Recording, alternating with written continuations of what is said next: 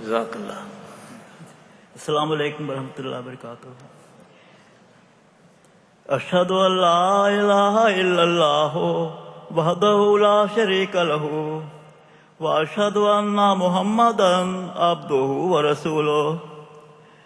اما بعد فاعوذ باللہ من الشیطان الرجیم. بسم اللہ الرحمن الرحیم. الحمد للہ رب العالمین الرحمن الرحیم مالک یوم الدین. ایاک نعبد و ایاک نستعین.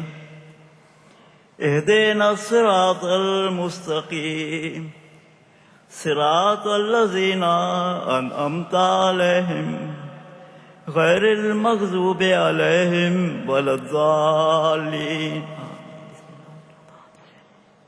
ہے شکر رب عز و جل خارج از بیان، جس کے کلام سے ہمیں اس کا ملا نشان. خاکسار کی تقریر کا عنوان ہے ہستی باری تعالی. اللہ تعالیٰ کا وجود جسمانی آنکھوں سے نظر نہیں آتا، لیکن اس کی ہستی بڑے زبردست دلائل سے ثابت ہے. سورج، چاند و ستارے مسلسل ہماری خدمت میں لگے ہوئے ہیں. آسمان سے پانی نازل ہوتا ہے اور مختلف قسم کے رزق ہمیں حاصل ہوتے ہیں. آسمانوں اور زمین کا ہر ذرہ اپنے عجیب و غریب خواص سے اس کے وجود کی گواہی دیتا ہے. ہر انسان جو بے قراری کی حالت میں اس کو پکارتا ہے، ہاں وہ کسی بھی مذہب کا ہو، اللہ تعالیٰ اس کی پکار کو سنتا ہے، اس کی تکلیف کو دور کر کے اپنی ہستی کا ثبوت دیتا ہے. اپنے پاک بندوں سے وہ باتیں بھی کرتا ہے اور اپنی باتوں سے اپنی ذات انہیں سمجھاتا ہے. اپنے نبیوں کو وہ علم غیب خاص طور پر عطا فرماتا ہے اور ان کے ذریعے بڑے حیرت انگیز کرامات ظاہر کرتا ہے، اور شدید مخالفتوں کے باوجود ان کو غالب کر کے بتلاتا ہے کہ میں موجود ہوں. سائنس کے ذریعے ہم بہت علم حاصل کر لیتے ہیں اور اس نتیجے پر پہنچ جاتے ہیں کہ اس کائنات کا ایک خدا ضرور ہونا چاہیے، جیسا کہ قرآن مجید میں اللہ تعالیٰ فرماتا ہے افی اللہ شک فاطر السماوات والارض. جو لوگ مذہب کے ماننے والے ہیں ان کے نزدیک علم حاصل کرنے کا ایک اور زبردست ذریعہ اللہ تعالیٰ کا کلام بھی ہے، جیسا کہ بانی جماعت احمدیہ حضرت مرزا غلام احمد صاحب قادیانی مسیح موعود و مہدی موعود علیہ الصلوۃ والسلام اپنے مشہور شعر میں فرماتے ہیں ہے شکر رب عز و جل خارج از بیان، جس کے کلام سے ہمیں اس کا ملا نشان. اللہ تعالیٰ زمانہ قدیم سے ہر ایک قوم میں اپنے نبی بھیجتا رہا ہے، اپنے نبیوں کو اپنے پاک کلام سے نوازتا رہا ہے. ہمارے سید مولا خاتم النبیین حضرت محمد مصطفیٰ صلی اللہ علیہ وسلم پر اپنا عظیم الشان کلام قرآن مجید کی شکل میں اس نے نازل فرمایا ہے، جو بے نظیر ہو کر اس کی ہستی کا زبردست ثبوت ہے. الحمدللہ. اللہم صلی علی محمد وعلی آل محمد وبارک وسلم انک حمید مجید. حضرت مرزا طاہر احمد صاحب خلیفۃ المسیح الرابع رحمہ اللہ تعالیٰ نے بفضلہ تعالیٰ ایک معرکۃ الآراء کتاب بعنوان Revelation Rationality Knowledge and Truth 1998 میں تصنیف فرمائی تھی. اس کتاب کا اردو ترجمہ بعنوان الہام عقل علم اور سچائی شائع ہوا ہے. نیز عربی زبان اور ہندوستان کی ملیالم زبان میں بھی اس کے ترجمے شائع ہوئے ہیں الحمدللہ. اس عظیم الشان کتاب میں قرآن مجید کی کئی سائنس کی آیات اور مستقبل سے تعلق رکھنے والی قرآن مجید کی پیش گوئیوں کا ذکر ہے، جس سے اللہ تعالیٰ کی ہستی کے زبردست ثبوت ملتے ہیں. خاکسار نے اپنی اس تقریر کی تیاری میں اس کتاب سے استفادہ کیا ہے. اللہ تعالیٰ ہمارے پیارے امام حضرت خلیفۃ المسیح الرابع رحمہ اللہ تعالیٰ کے درجات جنت میں بلند سے بلند تر فرماتا چلا جائے، آمین.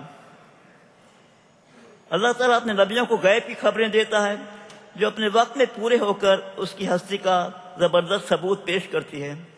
حضرت خلیفۃ المسیح الرابع رحمہ اللہ تعالیٰ اپنی کتاب میں تحریر فرماتے ہیں خدا کا علم زمان و مکان کی حدود سے بالا ہے لیکن انسان کا نہیں. لہذا وہ تمام علوم جو انسانی استعدادوں کی رسائی سے باہر ہیں خدا کے اذن سے وحی کے ذریعے حاصل کیے جا سکتے ہیں، جیسا کہ قرآن مجید فرماتا ہے فَلَا يُسِرُ عَلَىٰ غَيْبِهِ أَحَدًا إِلَّا مَنِ ارْتَضَىٰ مِن رَسُولٍ، یعنی وہ کسی کو اپنے غیب پر غلبہ عطا نہیں کرتا بجز اپنے برگزیدہ رسول کے۔ حضور فرماتے ہیں واضح رہے کہ مؤخر الذکر آیت اس امکان کو رد نہیں کرتی کہ کوئی غیر نبی بھی رویا صادقہ، کشوف یا الہامات کے ذریعے غیب کا علم حاصل کر سکے۔ البتہ اس امکان کا رد ضرور کیا گیا ہے کہ پیغمبروں کے علاوہ کوئی اور شخص اللہ تعالیٰ کے علم غیب کے کسی بھی شعبے پر عبور حاصل کر لے۔ یہاں اس اصول پر زور دیا گیا ہے وہ یہ ہے کہ انبیاء کے علاوہ جن لوگوں کو علم عطا کیا جاتا ہے خواہ بذریعہ الہامی کیوں نہ ہو، صراحت، قطعیت اور کمال کے اعتبار سے بہرحال اس علم کا مقابلہ نہیں کر سکتا جو انبیاء کو دیا جاتا ہے۔ یہ علم لدنی جو دراصل انبیاء کو عطا ہوتا ہے عموماً عالم روحانی اور عالم عقبہ سے متعلق ہوتا ہے۔ ہر چند کی وحی الہی دنیوی علوم کے متعدد شعبوں کو بھی احاطہ کرتی ہے، لیکن محض اس غرض سے کہ اس کے ذریعے خدائے علیم کے وجود اور انبیاء کی صداقت پر مومنوں کا ایمان مضبوط ہو۔ اس تمہید کے بعد میں حضرت صلی اللہ علیہ وسلم کی ایک عظیم شان پیشگوئی کا ذکر کرتا ہوں جو حضرت مسیح موعود علیہ السلام کے زمانے سے تعلق رکھتی ہے، جو پوری ہو کر اللہ تعالیٰ کی ہستی کا عظیم شان ثبوت پیش کر رہی ہے۔ حضرت صلی اللہ علیہ وسلم نے پیشگوئی فرمائی تھی لَيُتْرِكُنَّ الْقِلَاسُ فَلَا يُسْعَىٰ عَلَيْهَا، مسلم باب نزول عیسیٰ، یعنی اونٹنیاں چھوڑ دی جائیں گی اور ان پر تیز سفر نہیں کیا جائے گا۔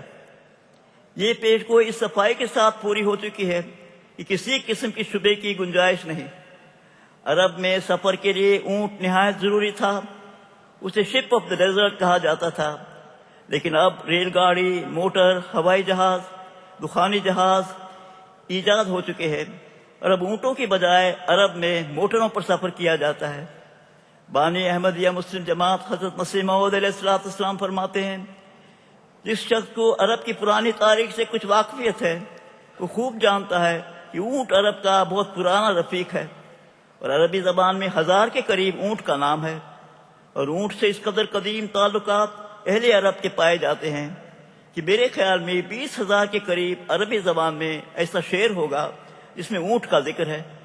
اور اللہ تعالیٰ خوب جانتا ہے کہ پیشگوئی میں اونٹوں کے ایسے انقلاب عظیم کا ذکر کرنا اس سے بڑھ کر عرب کے دلوں پر اثر ڈالنے کے لیے اور پیشگوئی کی عظمت ان کی طبیعتوں میں بٹھانے کے لیے اور کوئی راہ نہیں۔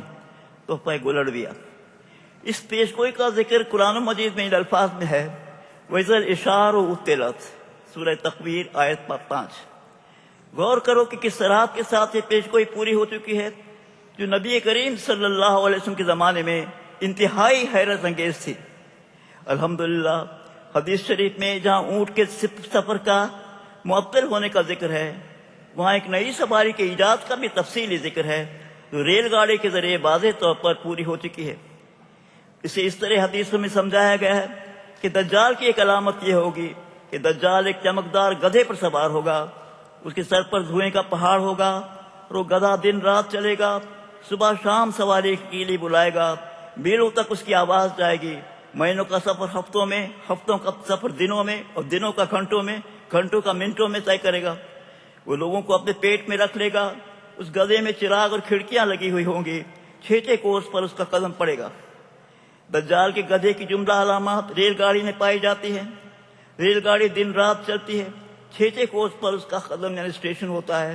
ریل گاڑی لوگوں کو اپنے پیٹ میں رکھ لیتی ہے، وہ آگ اور پانی کو قید کر کے چلتی ہے یعنی بھاپ سے۔ سوچو تو صحیح 1400 سال پہلے لوگوں کو کیسے سمجھایا جا سکتا تھا کہ ریل گاڑی کیسی ہوگی؟ جو کچھ حدیثوں میں بیان کیا گیا ہے اس سے بہتر سمجھانے کا طریقہ سمجھ میں نہیں آتا۔ ریل گاڑی ہمیں یاد دلاتی ہے کہ ہمارے دل و جان سے پیارے آقا حضرت محمد مصطفیٰ صلی اللہ علیہ وسلم کی پیشگوئی پوری ہو چکی ہے۔ حضرت خلیفۃ المسیح رابع رحمہ اللہ تعالیٰ نے اپنی اس پیشگوئی کا اپنی کتاب میں بڑی تفصیل سے ذکر فرمایا ہے۔ اونٹ کی سواری کے معطل ہونے کی پیشگوئی اور ریل گاڑی کی ایجاد کی پیشگوئی کسی بھی زمانے میں پوری ہوتی تو نہایت ایمان افروز تھی۔ پیش گوئیوں کی اہمیت